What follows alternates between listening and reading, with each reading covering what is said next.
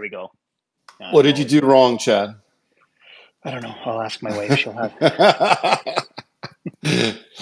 Well, hey, I'm looking forward to this conversation. I'm ready to start my weekend after this, as I'm sure you are. I'm sure you've had a busy week. It has been. Congratulations on the South32 deal.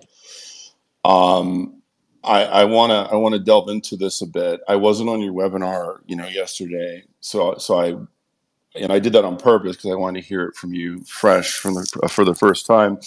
Just going through the news, this looks like a great deal, and you're sort of setting a standard for a junior making a JV or like an earn-in deal with a major.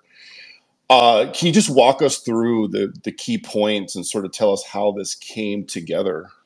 Yeah, no, we're really excited about this deal, and I think that it's kind of the culmination of about 3-4 years now of doing JVs with majors, right? We've kind of learned with our deals that we've done with Nevada Gold Mines in the past, what worked, what could we have done better with deals and stuff like that. So what I really like about the structure of this deal is it's the same general framework as the deals that we've done in the past with NGM, but there's a few key differences. It still starts with, we have our cash, we're getting 100,000 cash on signing. We've also incurred about 150,000 in we paid the land fees, which are due in 10 days. And we did a few other things that we'll also get reimbursed for. So we got about $250,000 US coming back our way in the next 2 weeks, which is great. And then the first 10 million for 60% over 5 years. The major difference between our past deals and this one is we're still the operator. So we made this grassroots discovery over the last 3 years. And what I think this does is it really allows us, there's no learning curve. Like with NGM, they had to come in and get themselves, get their geologists kind of ready to go on each of those projects. But here we already know the project in and out, so we can hit the ground running. It's a great validation from South32 that they want us to continue doing the exploration for them. And, so 10 million over 5 years to earn 60% is the first phase. We'll get about 1.6 million in cash and management fees over that time period. And then the difference, they can at that point say, yep, we like the project and we're going to keep going with a 60-40 joint venture. If they choose to do that, that's fine. Ridgeline then is a 60-40, we're a 40% JV partner in the project. And for me, that's enough that we can actually, we can finance a 40% stake. We can go to a bank and do a debt financing if required, right? If there's that mine's going into production, because 40% is enough to matter. But then if in the other kind of door B, if you want to call it that, South32 could also say, you know what, we want to earn the full 80%. So they can spend another 10 million over a 3-year period to earn 80%. And again, the key difference between our past deals and this deal is that if they spend that additional 10 million, it automatically triggers Ridgeline's debt facility.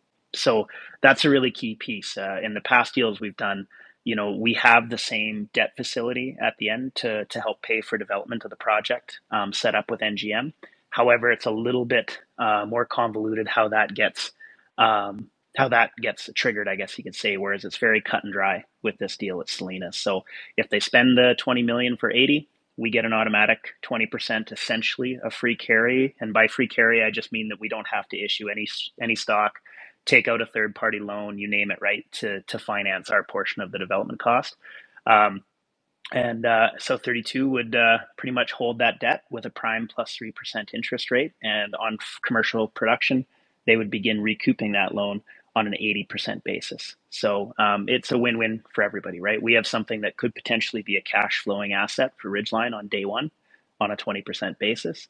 And we don't have to issue any stock to get there and participate. So I think it's a great deal.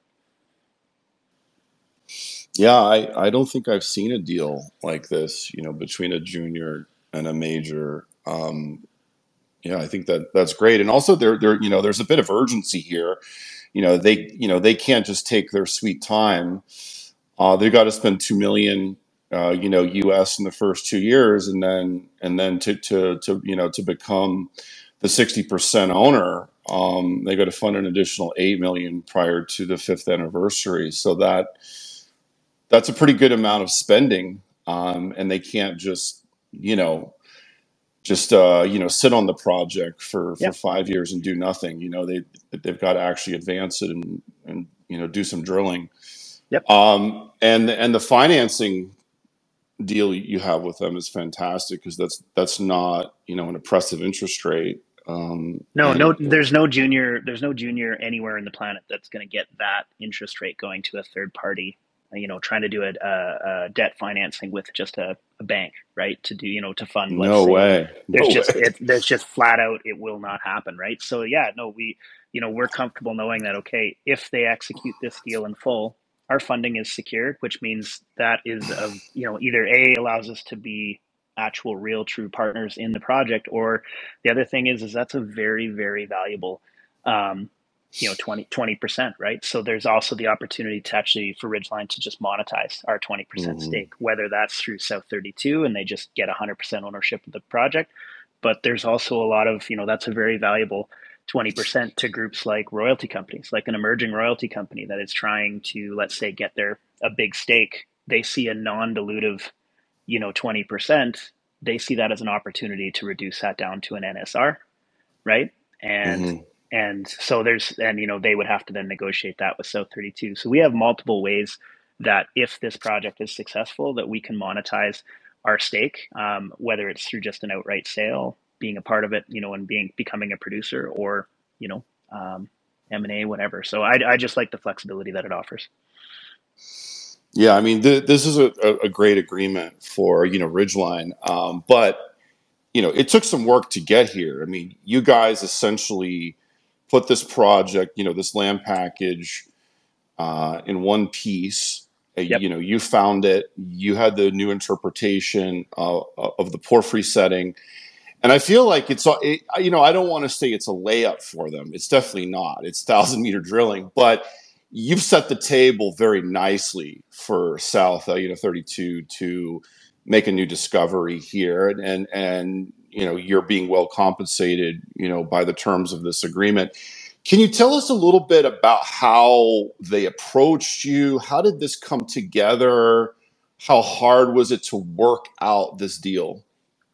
Well, I think something that's critical to point out is every deal we've ever done, we picked our partner.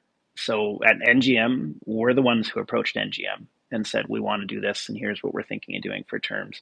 And we first initiated contact with South32 at PDAC in 2023, right? So we are very careful about who we choose as partners, and we wanted these guys in here. That was our preferred partner coming into the project. We feel that Selena is a Taylor deposit analog, and we went and pitched that story to South32, and they said, "Shit, that actually, that all tracks. This looks really exciting," and that's how we started talking about it. So they were really, really, really reasonable to work with. I actually enjoyed the whole process as far as like it was never contentious. It did take forever to do.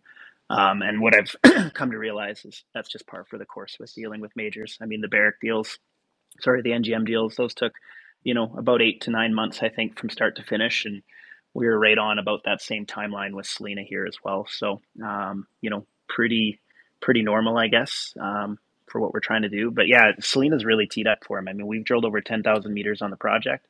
We're probably one drill program away from having like close to 100 million ounce silver resource, just the chinchilla oxide. If we were to choose to go that route, we could go drill 10, 12 holes at chinchilla oxide, and we'd be in that range, about 100 million ounce, give or take, silver equivalent, open pit style of resource would be the target. And so there's, that's obviously that we've already got a lot of work done there, but the real prize is going out and drilling chinchilla sulfide out in the valley.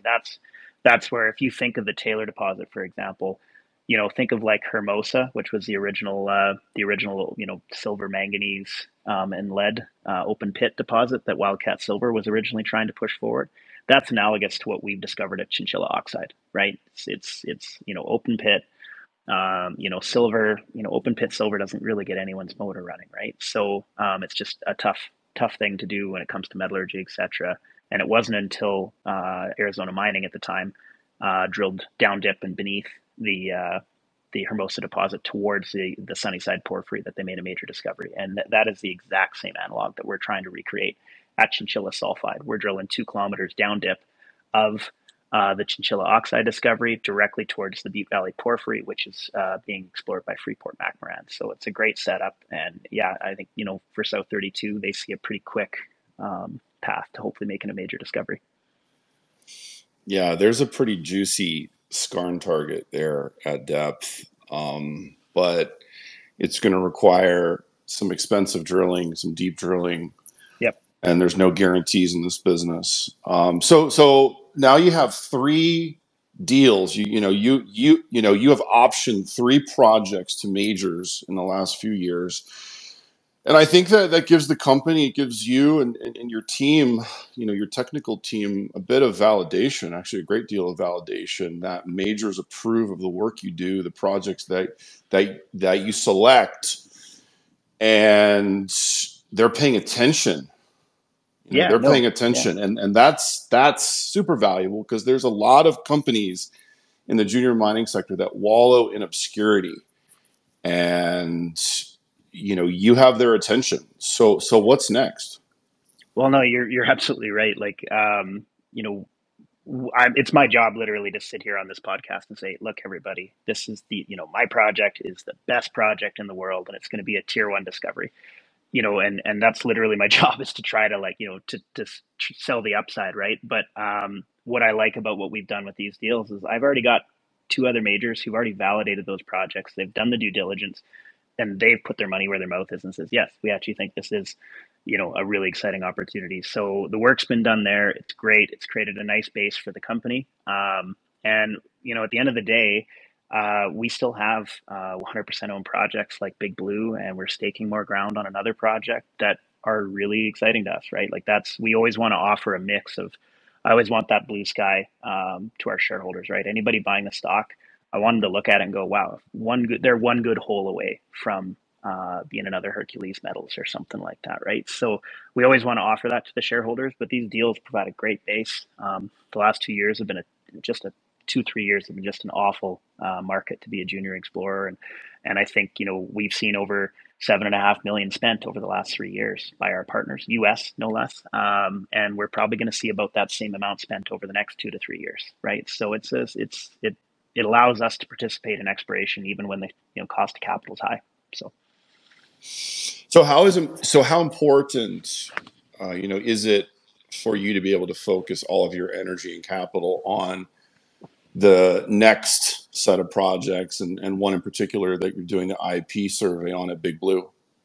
Well, we're still we've committed to being, to making Selena a success with our partners there at South32. So there'll always be we're always going to have kind of one foot in the door at Selena there, right? And to be frank, like, that project is still very much a flagship asset for us, right? Like, we've made that discovery, we know what the potential is, and so we want to make that a success. But yeah, no, a good portion of our energy and certainly our capital, our hard dollars are going to be focusing on projects like Big Blue moving forward. And that's why I was so open to doing the deal at Selena as well, right? Is we felt we had a great partner there.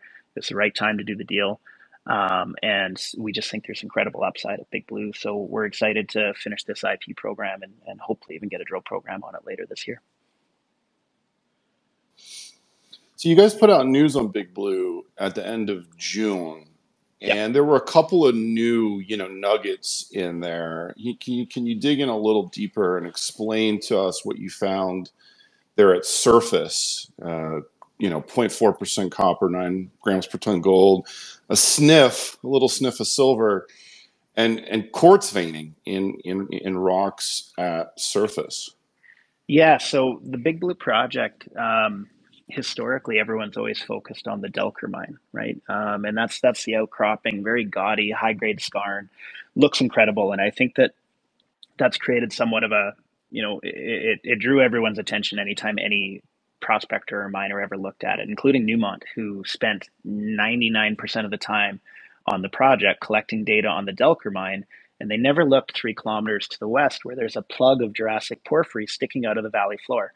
And they never spent any serious time on it. And we went out there and we did some prospecting. And sure enough, these old timers from the 1800s and 1900s, they were digging test pits out there on this Jurassic plug, which to be fair, we're talking about like this plug of Jurassic porphyry is probably the size of, like a couple decent sized houses, right? Like this isn't like some massive mountainside, right? Like we're talking about this nub that's been eroded and sticking out of the valley floor. And these old timers, they were on it, and they actually had test pits of quartz veins, and they have high grade copper, gold, a little bit of silver, and exceptionally high moly compared to the Delker mine area. So what got us really excited is we got a magnetic anomaly directly off the flanks of that outcropping porphyry, right? That's very, very strong, and it's twice the size of the Delker anomaly.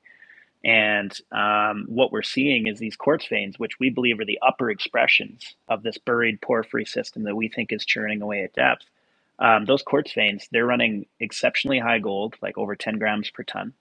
We've got other samples that have run even higher. Yeah, we're just getting them in, and up to 10 grams per ton gold. Moly is 10 times higher in that area than it is over at the Delker mine. Moly tends to stick close to kind of porphyry centers, porphyry cores. It's a temperature thing as well. It's not a very mobile element, and so the fact that we're seeing like a step change increase in molybdenum suggests to us that okay, that buried anomaly beneath us, that might be the porphyry center, and Delker, which is high grade skarn, it's probably kind of the rind that wrapped around this porphyry, and so the Delker area can still be incredibly valuable, right? We're talking up to 15% copper that we've gotten in rock chips and trenching. But maybe the actual prize is actually this buried porphyry that's sitting out in the valley. And so our IP survey had two parts. We ran 5 lines over top of the Delker area over a 2.5 kilometer strike. And then we also ran another 5 lines over top of the Western porphyry anomaly, over top of those test pits, over top of that porphyry anomaly at depth. And we're liking what we're seeing. We're seeing a coincident anomaly that matches our magnetics and suggests that yes, there probably is some kind of a buried porphyry out here in the valley. Now, is it mineralized? That's the question, right? Like geophysics doesn't tell you whether it's mineralized. It just suggests, hey, there's probably a porphyry body here, and there might be pyrite around. It doesn't say, hey, this is going to run 2% copper. So that's the big question, right? We got to get a drill hole on it, and but we're liking what we're seeing, and we'll get results out to the market here in probably the next few weeks. So in the last couple of years, I've turned into a bit of a porphyry addict, and what I just heard you say got me very excited, Chad. So thank you for that. I like everything that you said. Restrain yourself. I'm like, oh man, yes. So the porphyry in outcrop. Can you tell us a little bit more about it? So you're seeing stockwork quartz veining there? Yeah, we're seeing stockwork quartz veining. It's fairly restricted, right? So what we're seeing is these quartz veins are propagating along known northwest faults that connect both the Delker mine and this porphyry. So we believe those are fluid conduits between the two target areas, and there's about 2 kilometers between the two of them. So we think that there's probably high-grade copper, gold flowing in quartz veins along these structures connecting the two, and then beneath that would be the actual, proper porphyry system. And so the interesting thing, and the reason why this project really got forgotten about, is it's Jurassic age porphyries in Nevada have a kind of a checkered past. Like so, they turn it. The Arrington district is all Jurassic porphyries, right? And economic Jurassic porphyries anywhere in Nevada. Everywhere else, Jurassic, intrusions tend to be very dry, unmineralized, very unimpressive. And so when you see that Jurassic at surface, it's pretty unimpressive, right? You go walk it and you go, this sucks, right? And that's what every single prospector and miner did for the last 50 years. They looked at it, they didn't spend much time on it, and they go, this is, a garbage Jurassic intrusive, and they walked away. But what's really interesting is we're actually that, our project, Selena, and all the way down to the Robinson mine, that's a north-south trending Cretaceous porphyry trend. And so it's actually the Cretaceous age, which is younger than Jurassic's. That's what actually is hosting these porphyries for 100 straight miles, all north-south. And there are dikes that cross-cut the Jurassic porphyries that we found at Delker that are younger. They have to be younger, right? Because they're cutting across the Jurassic. Those are what are carrying the copper. You can see it in outcrop. So no one ever looked and said, wait a sec, maybe this Jurassic porphyry is a red herring and it's the only thing cropping out at surface. What if there's a telescoping Cretaceous age system that's actually down at depth in the valley that, of course, you can't walk on, you can't see, right? And all we're getting is the little fingers, the little dikes that are pushing out of the valley and outcropping on the hillside at Delker. And so for us, we kind of look at it and go, wait, we think there's something more going on here than just a classic Jurassic porphyry. And I think what we're hopefully going to prove is there's actually a hidden kind of blind target in the valley that is Cretaceous age, and that would match up with the entire district. So I'm obviously arm waving right now. Who knows whether Mm-hmm. we're going to pull that off, but it's just continuing to hold more and more weight the more work we do, which I like to see. Right? Typically, you do all the work, you start layering data, and that's when targets start falling apart. Ours just gets stronger and stronger at Big Blue. That the more data we throw at it, the better and better the target gets. So that's a very very good sign to me. Yeah, that makes a lot of sense. So, there was an older porphyry phase that sort of primed the rocks for the younger phase to really bring through the copper and moly. And the interpretation was always it was just one age of rocks, and Yeah. that's not that's not the case. I see you have rock chip samples. Have you done soil sampling? Yeah, so that's what we have three summer student geos out of UNR geology department here that have been pretty much staking ground and soil sampling at our new project, and then taking soils. They're actually still soiling right now at Big Blue, so that'll take a little bit longer to the collection's the hard part, and then we just got to get it off Mm-hmm. to the lab. But yeah, we're looking at a little bit longer to get data for that. But yeah, the hope is that we can layer. That's why when I propose like, hey, we might consider doing a drill program as early as November, it could get pushed into January of 2025 as well. We'll just see. But it's because we need to layer that next layer of data. And the IP Mm-hmm. looks good, our magnetics look good, we're rock chipping great results. What we want to see now is a nice coincident copper, moly, and gold and soils anomaly that matches up with all of that. Mm-hmm. Yeah. So when you say that the Molly anomaly is 10x, you're talking about just rock samples. Yeah, rock samples. Yeah. So when you from in rock samples at the Delker mine, we see typically 3, 5, up to a few hundred ppm moly, but typically we're around kind of somewhere in that kind of 10 to 20 ppm molybdenum, which is elevated, but it's not smoking hot. It doesn't say, hey, we're in the middle of a porphyry system.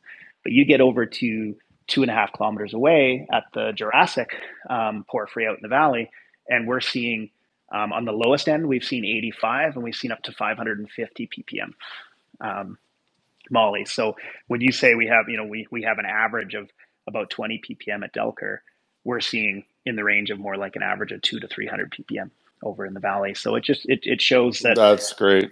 yeah, gold grades are increasing that way. Moly grades are increasing. All signs point to okay, that direction is vectoring towards the porphyry. As you get, Delker the the copper scar and rind, which can still be incredibly valuable, but just it's part of the zonation pattern of the system. And when you understand that zonation pattern, you can more efficiently target, where the big guy is. Yeah. So you have a large mag high there, in the valley to the western side of the property. You've got a huge Molly copper anomaly showing up, in that same area. Molly doesn't travel far at all. It's a great, vector for porphyries. So how much cover is above this thing, you think? Like how much, do you have to get through to get into the porphyry system? So at Delker, it outcrops at surface, and the target goes all the way down to 300-400 meters. So pretty good continuity from what we're seeing.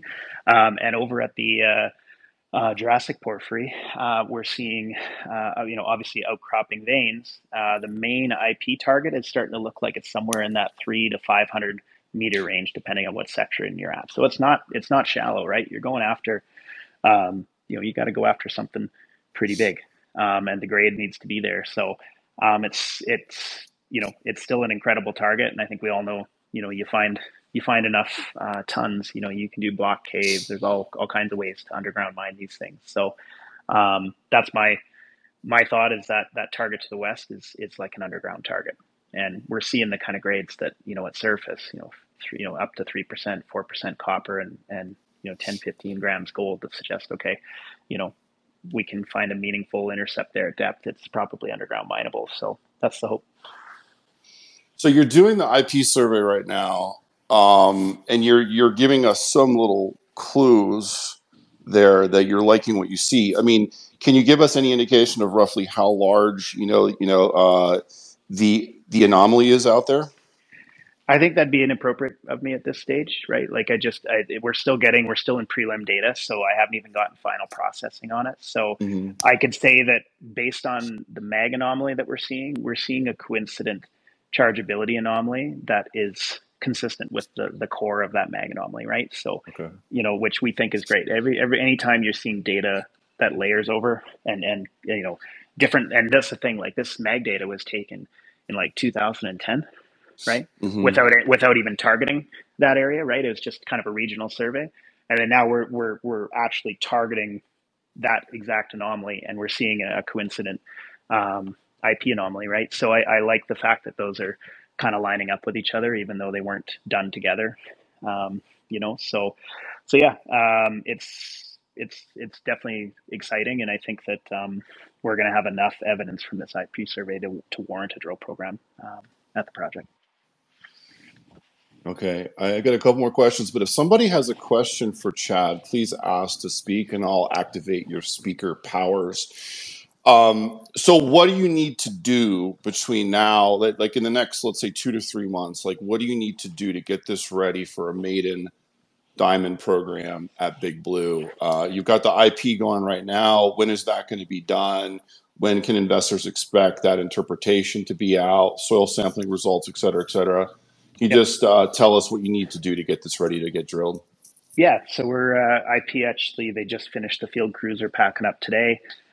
Take a few weeks for us to get the data fully processed and comfortable with getting our initial interpretation out to market. So maybe as early as Beaver Creek, we'll have something. We'll have some updates on the IP, but not going to promise anything just yet. But then we need to get the soils off to the lab.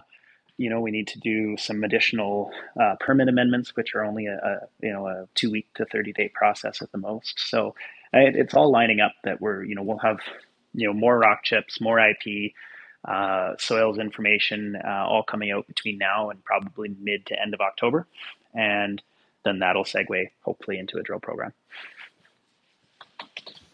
So just to be clear, I mean, I'm looking at your presentation and I see the magnetic high off to the west, and I'm kind of squinting to see the scale bar at the bottom. Is that about 1,000 meters by 800? Yes. Okay. Yeah. And It's large. it runs all the way to the western boundary. Are you going to expand your land position a little bit? Oh, maybe I already have. Okay. It's kind of a dangerous question to ask on a public call, but I know you're a smart guy. I mean, it just seems logical to get a little more ground there, right? Yeah, I mean we're constantly acquiring ground at making sure that we're every time we get a new layer of data at any one of our projects, if it warrants expanding the boundary, we do. So we've been pretty consistent with that at every project, and we're doing the same at Big Blue. Okay, great. Does anybody have a question for Mr. Chad Peters? All right, I guess I can ask you one more, and then we can wrap it up. You alluded to a few months ago that you had another project in the Ridgeline pipeline. Yeah. When are you going to talk about that, and how's that coming along? Well, we're still actively consolidating ground, right? So think of like Selena, Big Blue. That's exactly the kind of target we're going for. So we kind of realized about 2 years ago that there's probably just incredible opportunity for porphyry CRD exploration in Nevada, and there's all kinds of historic mines that back in the 1900s that were mining this kind of stuff, and then just they got forgotten about. And so we went back to public record and to the historic mining records, and we essentially looked at every single CRD occurrence, silver, lead, zinc occurrence anywhere, and copper in Nevada. And we took our big structural model that we internally use, as we think are the big cracks that are controlling the major deposit trends in Nevada, and we pretty much layered every single one of those instances over that structural model, and then said, okay, we're going to focus on these 4 areas, and we're going to go do the due diligence and see. We came up with this project as a essentially, I think there's over 15 mines on the project area that we've now staked. There's over 15 historic adits, mines, etc., all going after silver, lead, zinc, plus or minus copper, and no one had ever looked at it as, could this be actually like why is the CRD here? Well, it's here because it's a porphyry district, right? So we took that approach, and I'm pretty excited about it. So we're still consolidating ground, which is why we're not, putting out exactly where that is yet, because we still feel there's about 200 more claims that need to be staked. So yeah, we're being patient with that one, but it's going to be a positive, and shareholders are going to like it when it comes out. All right. Do you think that's going to be out in the next couple months, or you're not sure? Tough to say. It's a pretty it's becoming a very, very aggressive state to be operating in right now. There's a ton of prospectors, ton of groups that are coming in and being very aggressive, and we're starting to get more and more people staking around our projects too. I mean, I guess we keep doing these deals with majors, and people want to, think they can onion skin around the edge of the project, and South32 or major is automatically going to do it, or NGM is going to do a deal with them because they staked 25 claims on the edge of our ground. So we're seeing a lot more of that lately, which obviously I don't talk about publicly and stuff. So, but we're being pretty careful about making sure that we have absolutely everything we want, all the ground we want on this project before we go live with it, because we'll probably have some people trying to mess around and stake claims around us if we come out too early with it. Yeah, but that's a sign that you're respected. You're doing good work. So you got 3 deals with majors on 3 different properties. You've been a public company CEO for about 4 years. You've got a growing shareholder base, and it seems like you got a little bit of a fan club forming on CEO.ca and X. Do you feel like you're getting the hang of this, CEO thing, Chad? No, pretty much feel like an imposter every day, but I'm comfortable about the rocks. I'm still learning everything else, but no, I mean, I just want to see the stock turn around now, right? Like, it's great. Sure, people are excited about the deals we're doing and all this kind of stuff, but I want my main goal moving forward here is need to find a way to actually make some people some money, right? Because sure, people will love deals and all that kind of stuff, but I mean, the real getting the stock to get some real eyes on it is going to require a discovery hole. So that's what I'm hoping we can deliver over the next kind of 6 to 12 months. Hopefully. And on that note, what would that look like at Big Blue? Like, what's your bar for a successful program at Big Blue? At Delker, I want to see a 30 to 50 meter intercept of a % or greater copper would be a significant win there, and significantly more than that at the other target. If it is actually truly a covered porphyry system, the scale and the grade that it's pumping out at surface. Yeah, I want to see something, like what Hercules Metals drilled or better for their discovery hole. I mean, obviously that's a high bar to hit, but that's what we want to try to find. Yeah, I mean, if Ridgeline drilled 185 meters of 0.8% there out in the valley, I think you would get a lot of attention very quickly. Fingers crossed. That's what we'll see. Drill bit will tell it, right? All right, guys. Yes. So fingers crossed. Hopefully we get a nice full update at Beaver Creek that everybody can bite into and enjoy. Chad, have a great weekend. I appreciate this conversation, and well done again. Thank you. Yeah. No, thanks. And thanks everybody for tuning in. Appreciate it. Cheers.